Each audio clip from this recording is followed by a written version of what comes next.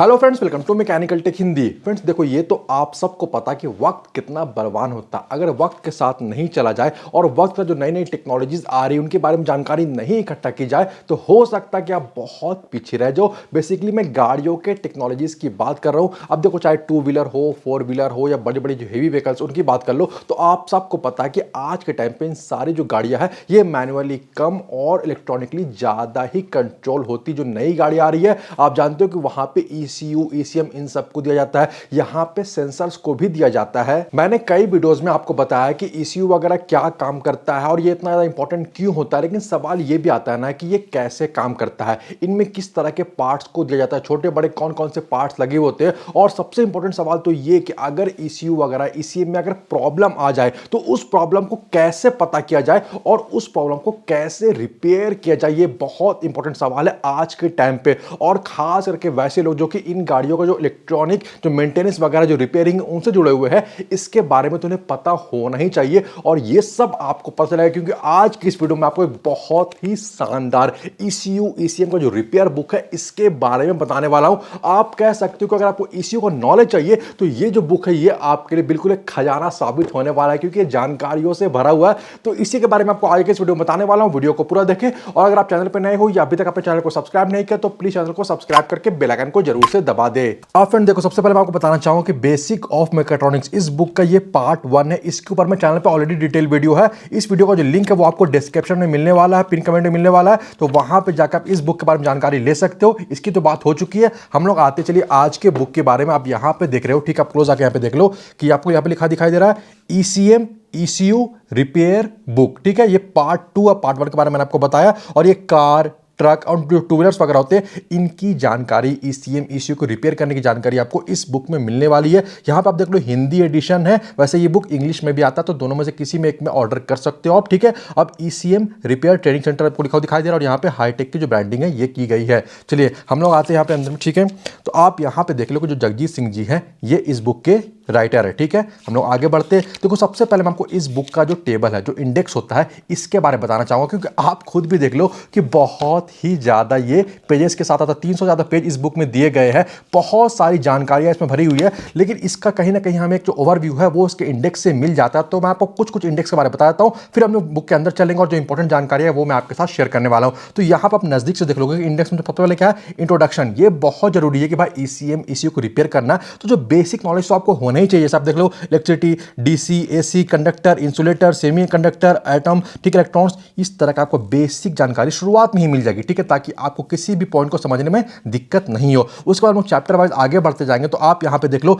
SMD resistance हो गया, diodes हो गया, ठीक है, नॉन पोलराइज्ड कैपेसिटर हो गया, पोलराइज्ड कैपेसिटर हो गया, मॉसफेट हो गया, इन सब की जानकारी, इनका जो यूज है, इनका जो टाइप है, इनका जो वर्किंग है, चेक करने का तरीका है, ये सब आपको आगे चल के इस बुक में बहुत ही सरल भाषा में, बहुत आसान लफ्जों में जानने को मिलेगा। ठीक है, अब मैं आपको यहां पे दिखाना चाहूंगा। आप यहां पे देख लो कि चैप्टर हम लोग 9 से अगर आगे बढ़ेंगे तो आप देख लो पावर AC। अच्छा, एक अच्छी बात क्या है कि देखो यहां पे क्या है ना कि आपको इन चैप्टर्स में क्या होने वाला है ना कि आपको जो बेसिक क्वेश्चन है जो आप यहां पे लिखा हुआ देख भी रहे हो कि 2015 के बाद जितने भी ECM आ रहे हैं उन ECM के अंदर पावर AC की क्या पहचान है, इस तरह के जो आपके डाउट्स है या जो बहुत ही FAQs होते हैं, पावर IC के प्रोग्रामिंग होती है या नहीं है, तो ये चैप्टर्स में कवर होंगे। आप देख लो, आप सिस्टम IC हो गया, MCU जो माइक्रो कंट्रोलर यूनिट, इसकी जानकारी आपको मिलने वाली है। इसके अलावा जो इंजेक्टर का ड्राइवर हो गया, ठीक है, आप देखो सोल्डरिंग वगैरह, डिसऑर्डरिंग वगैरह, इनकी जानकारी मिलेगी। आप यहां पे देख लो कि ECM का रिपेयर का मेथड, 2 मेथड, मेथड 1 मेथड 2 आपको यहां पे दिखाई दे रहा है। मैं इसकी भी जानकारी आपको आगे चलकर भी जो वीडियो है वहां पे दूंगा, इसके बारे में बताऊंगा। ठीक है, ECM का जनरेशन आप देख लो यहां पे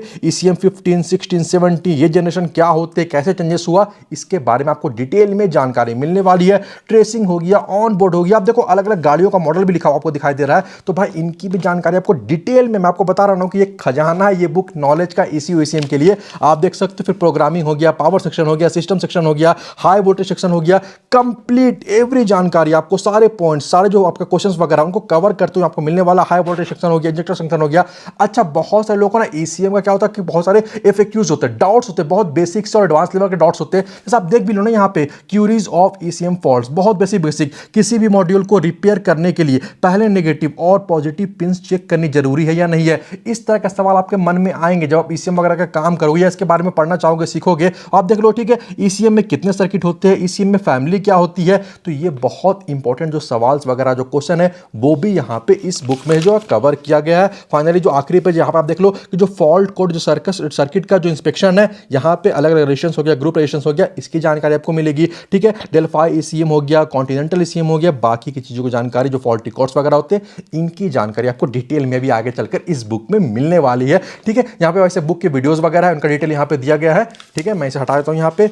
आप चलिए हम लोग आगे बढ़ते हैं मेन कंटेंट के ऊपर। अगर हम लोग आ जाए तो यहाँ पे आप देख सकते हो कि शुरुआत, जैसा कि मैंने आपको कहा था कि भाई इंट्रोडक्शन के साथ यहाँ पे शुरुआत किया गया है, तो आप यहाँ पे देख लो इंट्रोडक्शन। अब देखो, आप सिर्फ यहाँ पे मैं आपको इस पेज में बताना चाहूंगा कि इस बुक का लैंग्वेज कितना ज्यादा ईजी है, ये आप यहाँ पे भी समझोगे। देखो, अगर आपके मन में डाउट है कि भाई कंडक्टर क्या होता है, देखो क्या लिखा हुआ है, ऐसा पदार्थ जिसमें करंट आसानी से प्रवाह हो सके उसे हम लोग कंडक्टर कहते हैं। एग्जाम्पल भी दिया हुआ है, तांबा, एल्यूमिनियम, लोहा, इसका एग्जाम्पल है। ठीक है, यानी कि वैसे जो भी पदार्थ होते हैं जहां पे हम लोग इलेक्ट्रिसिटी जो है वो फ्लो कर जाती है, ठीक है, करंट वगैरह फ्लो कर जाती है, तो उसे हम लोग कंडक्टर कहते हैं। अब आप सोचोगे इंसुलेटर क्या होता है, तो भाई ऐसे पदार्थ जिनमें करंट का फ्लो ना हो सके, जैसे कि हमारा, ठीक है, लकड़ वगैरह हो गया, रबड़ वगैरह हो, जहां पे करंट फ्लो नहीं करता है। तो आप समझो कि कितना ज्यादा आसान लैंग्वेज में यहाँ पे इन सब की जानकारी यहाँ पे दी गई है। फिर आप चैप्टर वाइज जब पढ़ते जाओगे, इनके बारे में नॉलेज लेते जाओगे, तो देखो एसएमडी रेजिस्टेंस। अब अच्छी बात क्या है कि भाई डायग्राम वगैरह भी आपको यहाँ पे देखने को मिलने वाला है। ऐसा नहीं कि बस यहाँ पे वर्डिंग है, आप डायग्राम वगैरह को देख सकते हो, उससे सीख सकते हो,